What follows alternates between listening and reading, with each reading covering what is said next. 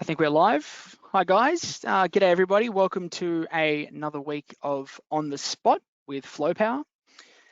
Thanks for making some time and joining us today. For those that have been joining us for the entire series, you may notice some fresh faces on the panel. Unfortunately, Nathaniel Galindo couldn't make it today, so I've sort of stepped in to pick up his responsibilities. And joining me as well, we've got both Sarah Cork and Stephen Cook. G'day guys, how are we going? Well, thanks. Yeah. Great, thanks, Emmett. Good to hear. Both working from home, I see. How's it been going? Oh, It's good. nice and Good. I've comfortable really here. settled into it. I don't want to go back to the office.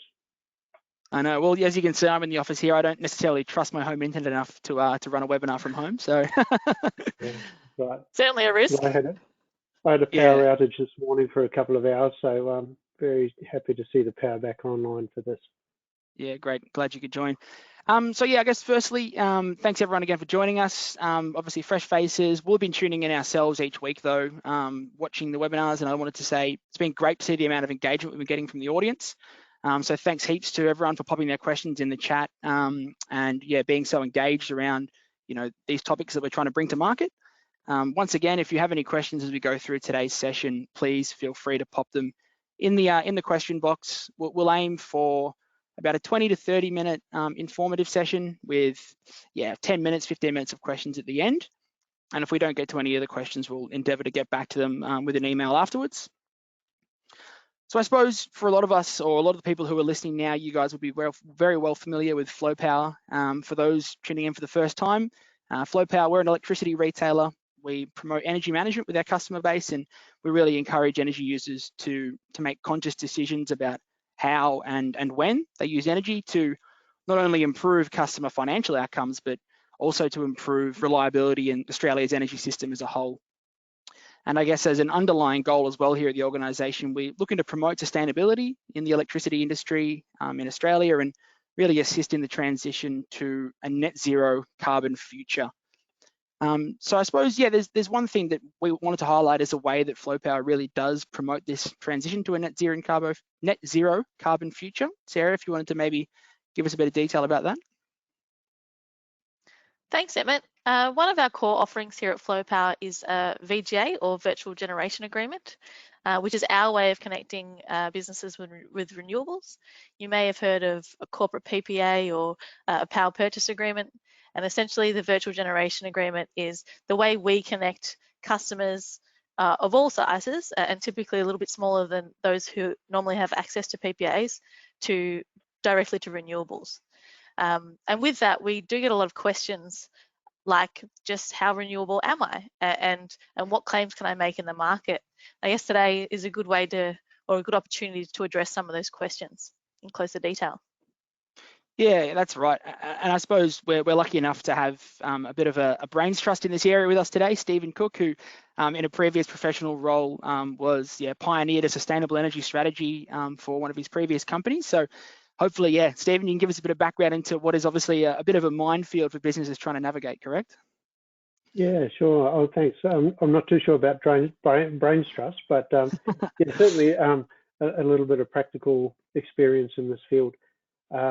And I suppose what we want to do is sort of find out where people are on this journey. It is a journey, and a lot of the issues that big companies have is, or not big companies, smaller companies, is not having dedicated expertise in their business. But they want to do something around renewables. Quite often they're not too sure how to do it. What sort of claims that they want to make, and how they're going to support those claims and any sort of pitfalls that they may have along the way.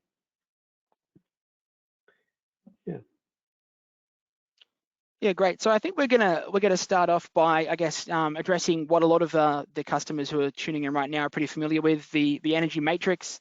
So the energy matrix is, I suppose, how we set the scene or the context of what will be covered in these on-the-spot sessions. Yeah, it really sort of summarizes the key components, or at least from Flow Power's view, the key components of the electricity market, and we hope to sort of set the scene for what's going to be covered in today's, previous, and coming sessions as well.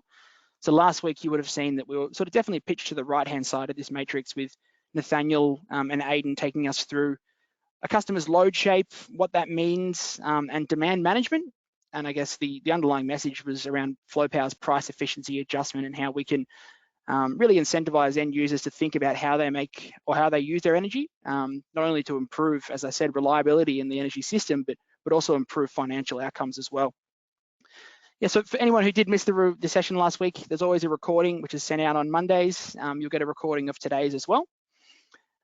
Today, we're really transitioning to the left-hand side of the matrix, talking about renewables, of course, but also government initiatives that sort of sit behind these renewables and what businesses can be doing in that space around, claiming green energy or claiming renewable energy, and I guess the process that a customer or a business may go through to try and reach those sustainability goals.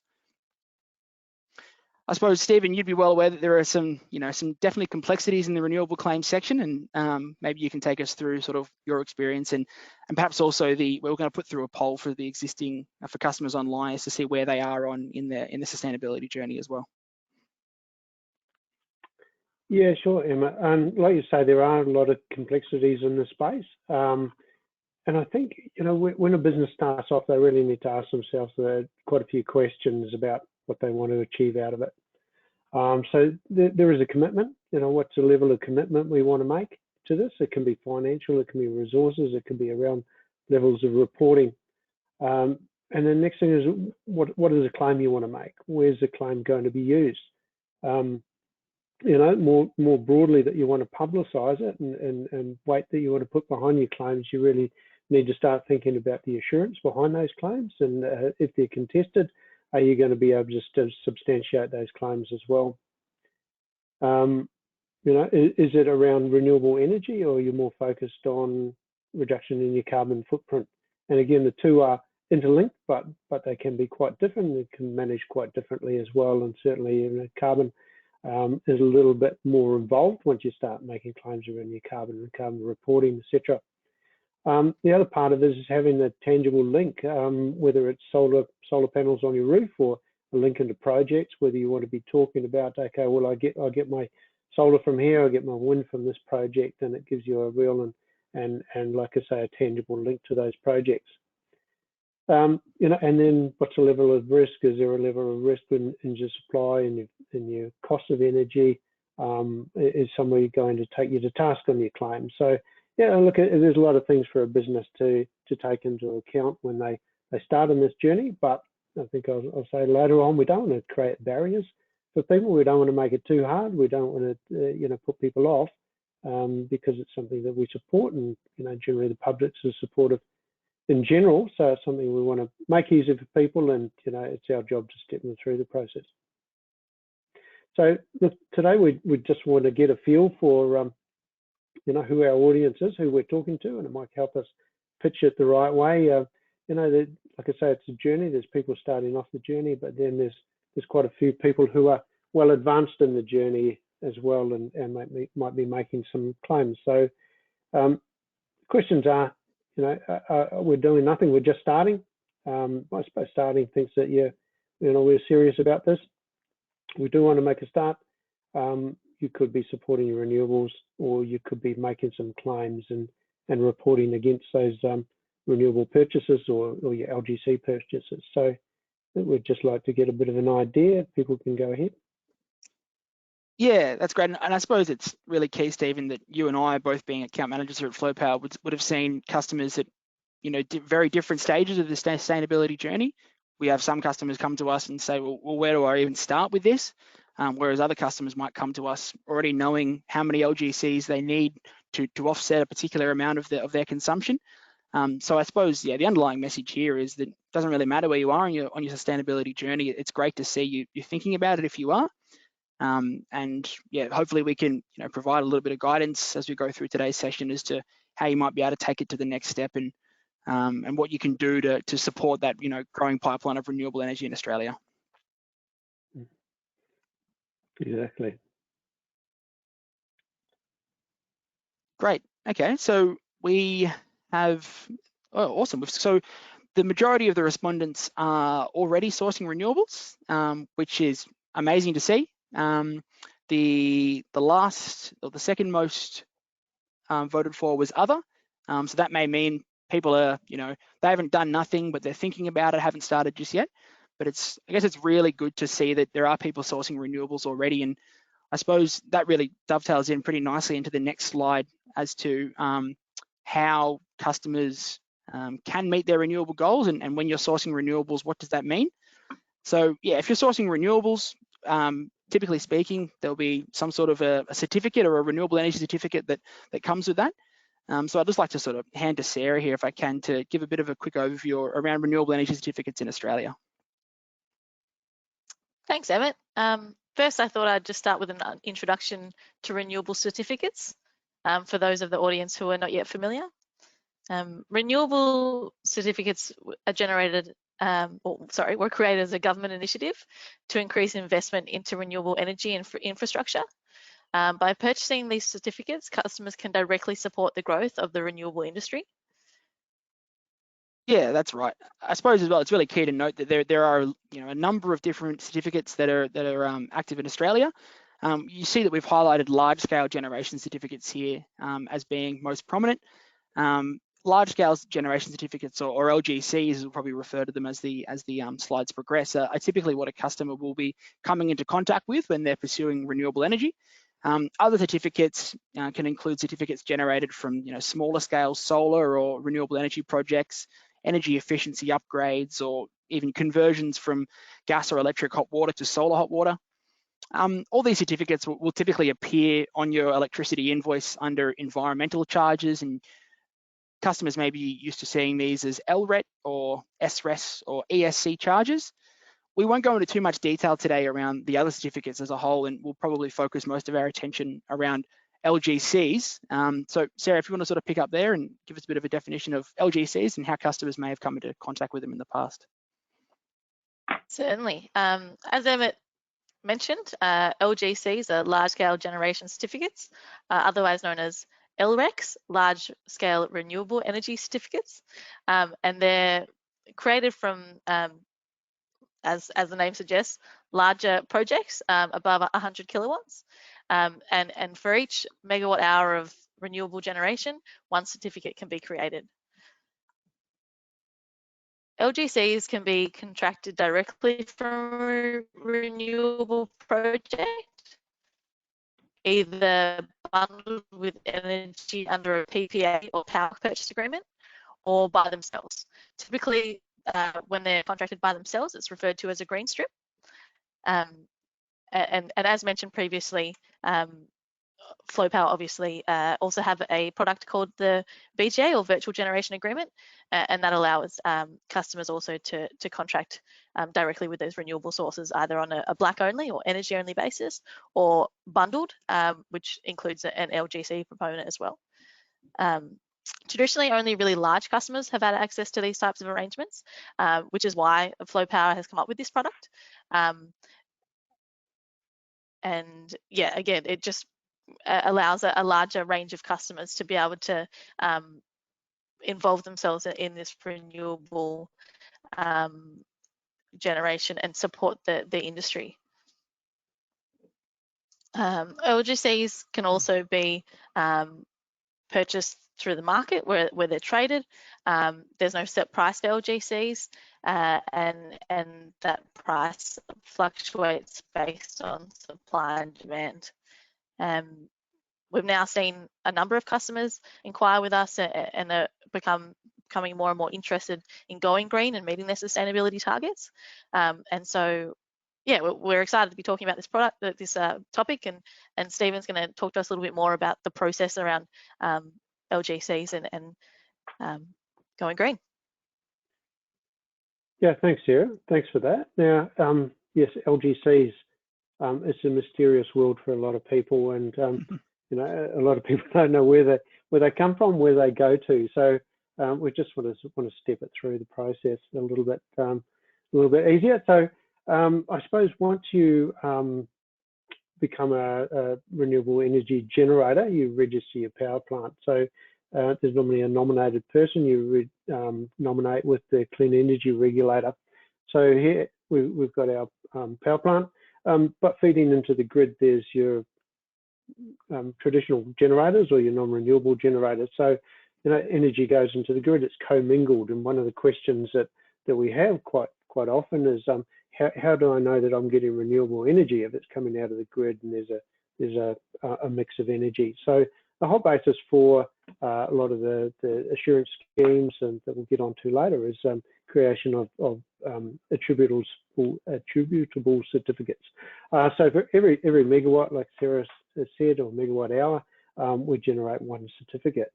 And in Australia, that is then transferred to what's created on the Renewable Energy Certificate Register, or the REC, as people know it. So like Sarah mentioned, there's two types of energy that you'll hear referred to. There's your black energy, which is generally your electricity that goes into the network, and then there's your green energy, which is the LGC, or the green title that you can purchase as well. You can either take your black energy, you can take your green energy, or your certificates, or you can take a bundle price and you can take both of them. So once the certificates are in the registry, they're held there. And then there's two destinations. It can either go out to your legislated liability. This tends to be a retailer, electricity retailer who needs to meet their RET, or their RET liability, which is the Renewable Energy Target liability that's mandated. And they need to purchase a certain number of certificates every year that are retired. The other way to do it is businesses might prefer to buy their LGCs directly rather than through the retailer and have them retired on their behalf. Or, as we're talking about today, where people might want to retain title to their LGCs if they're buying them through a VGA or a power purchase agreement, and then they retire them, so then they can substantiate their claim, as we'll get on to further. So a number of different ways it can go, but in essence is a pretty straightforward sort of scheme. And this is only one version in Australia, and every major developed country has their own variation of the scheme. Yeah, I like the use of the expression straightforward there, Stephen, because when you sort of step it out like you have there, it does seem pretty straightforward. But I suppose we have a lot of customers coming to us saying, well, what kind of accreditation do I have to work to this? Is there some sort of, mandate in Australia that I need to adhere to be renewable? And I suppose, we've got the legislated liability here in Australia, which the retailer has to purchase and surrender on behalf of the customer. But I guess the most commonly asked question is, how do I go more green, or how do I be more sustainable than what is mandated by the retailer from my behalf? So I suppose, yeah, that really sort of goes into the next slide pretty well around what sort of common accreditations we do have in Australia, and what some of the people listening today may have seen as standards. There definitely isn't just one particular accreditation that everyone wants to adhere to, and I suppose it does come down to a business's goals independently. But maybe, Stephen, could you perhaps touch on, maybe given your experience, sort of the accreditations that we may have seen here in Australia and customers may be familiar with? Yeah, sure. And like you say, there's not a defined standard that you need to meet. In some ways, that's a good thing. Some ways, it's not a good thing. What I think is personally, that it's actually quite positive that there's a number of frameworks that you can use to provide assurance. And you need to step back and say, okay, well, what are we trying to do here? We don't want to create another bureaucracy and reporting that people need to go, but then there needs to be a framework or some sort of guidance that they can use to back and substantiate their claims. So it's one thing that the business needs to do is understand, again, what sort of level of commitment do I want to make? What am I going to use my claims for, and how likely is it to be that I'm going to be contested against it? So look, if we just step down through some of these, you've got your greenhouse gas reporting protocol, or in Australia, your national carbon offset standard. So these are quite prescriptive. They're quite detailed in what you need to do, but again, they're all based around the common theme of using certificates, measuring your energy usage, securing the right amount of offset through your LGCs, and then retiring those certificates and being able to track and trace and report on those. The second one that quite often people hear about is RE100 standard. So this is a global corporate leadership initiative committed to 100% renewable energy.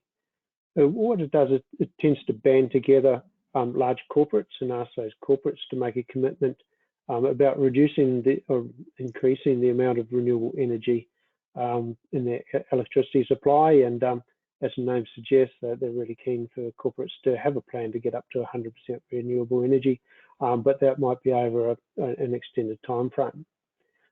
What it does do is recognise the difference between different countries. So again, it's not overly prescriptive, but there's some really good ideas, and also within the technical briefing schedules that they bring out, there's a guidance on what sort of claims can be made and what level of assurance they need to have to substantiate those claims. One of the other common ones in Australia is green power. So green power provides an easy form of assurance. So it tends to be through the retailer. The customer will buy green power from the retailer. Green power provides the assurance behind those and really audits the retailer to make sure that it's compliant.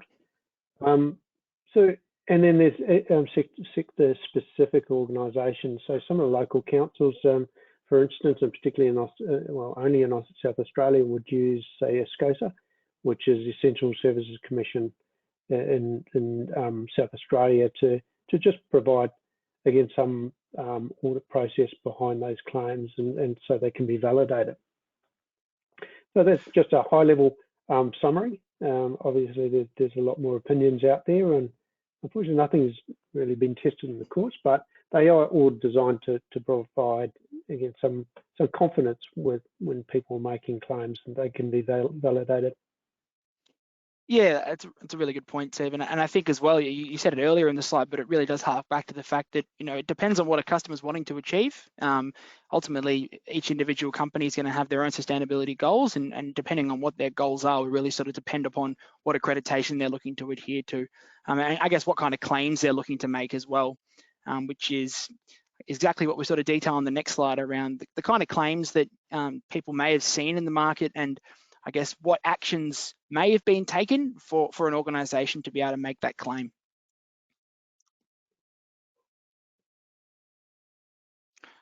Certainly. So we're going to start with level 1, or what we've called 1, committed to source energy from renewables. And we have referred to this as step 1, but obviously it's a pretty big step. It's a really important step. A lot of our customers have taken this step, and it's I guess it's the impact of this step is significant. You're supporting renewables and enter the market, and showing that you're thinking about and caring about where you source your energy from, and it's the first step or a step on a journey to becoming more renewable, and you can then obviously make that claim to the market that you committed to source energy from renewables, which is typically received really, really well. Yeah, that's right. And I suppose maybe the impression of having these numbered is that people think that number 1 is the least committed to renewable energy. I suppose we want to make sure that we don't give that message. I suppose, yeah, the difference between 1 and 2 is that typically on number 1 you'll be committing to source your energy over a long period of time. You're signing a 7, 5, 10-year contract to buy electricity through a power purchase agreement or a virtual generation agreement with Flow Power. Whereas number 2, customers can essentially choose to buy green power or renewable power on an annual basis. So in order for a customer or an organisation to be able to claim that they've purchased green energy for a period of time, they'll need to essentially buy and surrender either themselves or through their retailer a fixed number of LGCs, which is representative of the amount of energy they've consumed. So if a 20% claim was made that we're powered by 20% green energy, then 20% of the electricity consumed by that company must have had the respective LGC surrendered as well. Or essentially through the same process through green power, the difference there being that green power themselves and providing the accreditation will perform an audit on the retailer to ensure that the LGCs have been purchased, that they are green power accredited LGCs, and that they are being surrendered correctly as well. So yeah, we just want to make sure that we make it very clear that both step 1 and step 2 are massive steps in towards empowering renewable energy in Australia. And then step 3 and 4, I suppose, are really sort of taking that to the next step as well. Yeah, sure. And look, I just want to echo that without commitment to PPAs, it's very hard for developers to sort of get projects up, get them financed, and start to get into the construction phase. So, very, very important aspect of transition to renewables. So we've called it level 3. That's where people are balancing they're sourcing their energy direct. They can point to a project that they're taking the energy from, and they're also purchasing the LGCs. And then the fourth one is really a combination of those, plus when people start to talk about their carbon footprint. Like I've said before, the renewable energy claims and carbon claims are separate claims, but there is an interrelationship there. If you basically buying renewable energy, it's got a much lower emission factor associated with that. It reduces your overall footprint. So therefore, your reportable footprint has been reduced by the equivalent amount. And if you're looking to reduce your carbon footprint or go carbon neutral through buying credits, the number of credits you'd need to purchase is then reduced. But I suppose one thing that we need to make sure to people is that you can't buy carbon credits to use to back up your renewable energy claims. Yeah, Okay. that's correct. And I suppose, the messaging we really want to send here is that no matter what part of your journey you're on, whether you're just starting out or you're well advanced in your sustainability journey, it's a great step you've taken. It is obviously, can be a relatively daunting or confusing space to enter for the first time, and we want to ensure that there is support out there for businesses to take a step towards renewable energy, no matter what level it is, whether it's just starting out. And through FlowPower's virtual generation agreement or our retail license, we can definitely help businesses no matter sort of what level of their journey they're along at the moment. That sort of takes us to the end Absolutely, of and I've just, sorry. Oh, sorry, Sarah. Go ahead. Sorry, I was just saying that we've got a very relevant question come through about this slide, and I thought it might be interesting to bring it up now. Yep. We've had a question that says, can you please clarify whether customers make voluntary surrenders in option 1?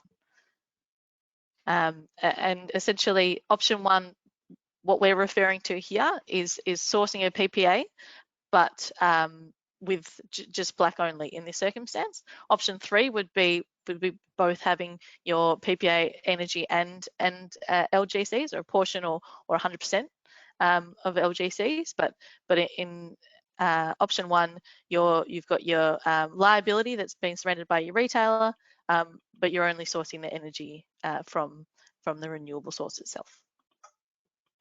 Yeah, that's right. And I suppose it is an area where there are some very small nuances when it comes to the differences between sort of claims that are being made.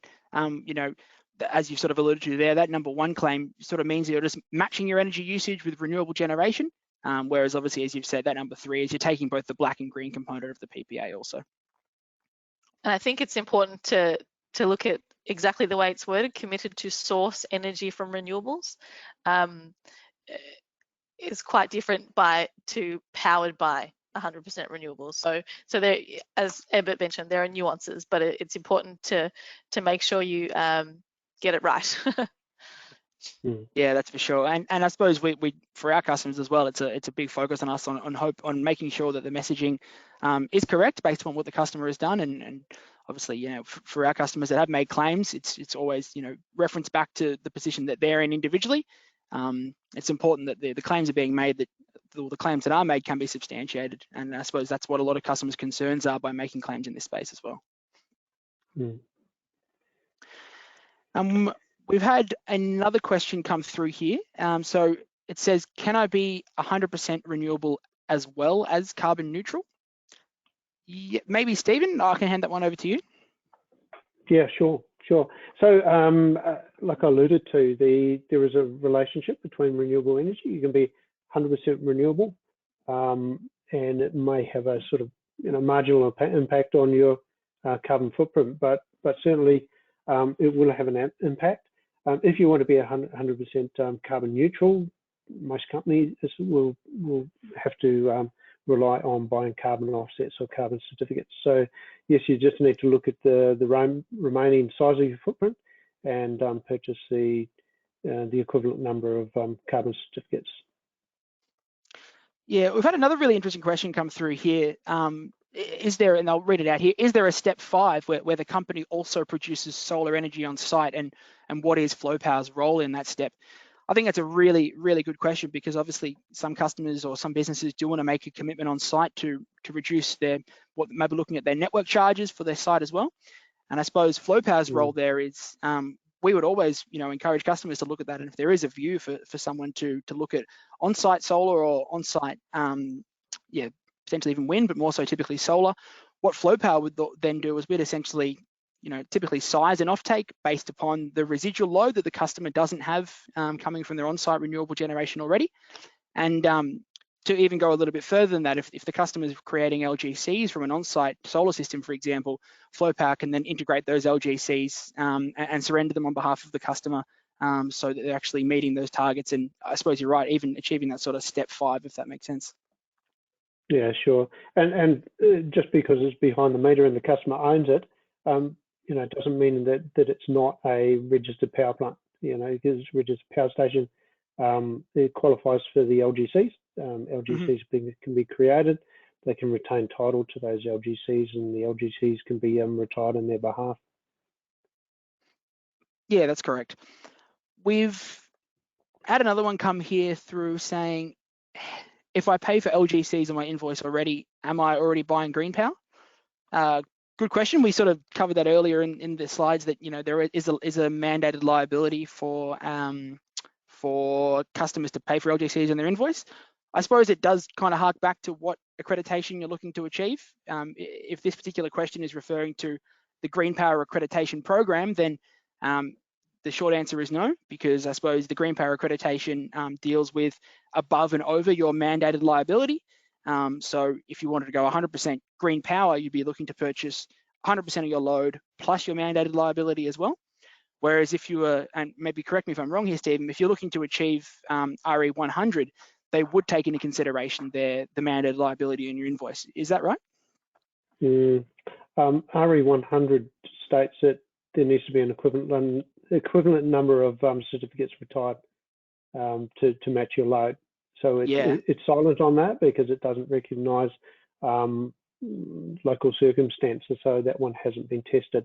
But certainly under green power, because look, when you look at the Australian, the way the system is set up, that liability for legislated liability sits with the retailer rather than the customer. Retailers pass on the cost to the customer. So yeah, it's a bit of a grey area. Yeah, that's right. Probably got time for one last question. It's actually a follow-up question from the same audience member. We're talking about a so-called step 5 that we chatted about last. So in that so-called step 5, can FlowPower also manage the locally produced energy along with the PPAs and LGCs? I guess, yeah, the short answer to that is yes. If the customer was looking to install an on-site system themselves but didn't want to install it or pay for the cost of the system up front, FlowPower could potentially build the system and sell the energy to the customer under a PPA arrangement, very similar to what an off-site PPA would be, but it would be an on-site PPA. And then obviously, wrap up the LGCs and the energy into that one price, which the customer then has rights to own. So really good question. And we are seeing very sophisticated customers start looking at combining on-site and off-site PPAs because they may have a certain amount of space on site that they can build a solar system, but it's not enough to offset their entire energy, so they take off-site as well. But yeah, really good question, and thanks for following up on that. And the other part of that, Emmett, is if the customer owns the power station or the generation facility, then yes, we can still assist, and we do it for customers already, where we assist with the generation of those certificates, management and retirement of those certificates, or on selling into the market. Yeah, great. Well, I think that sort of brings us to the end.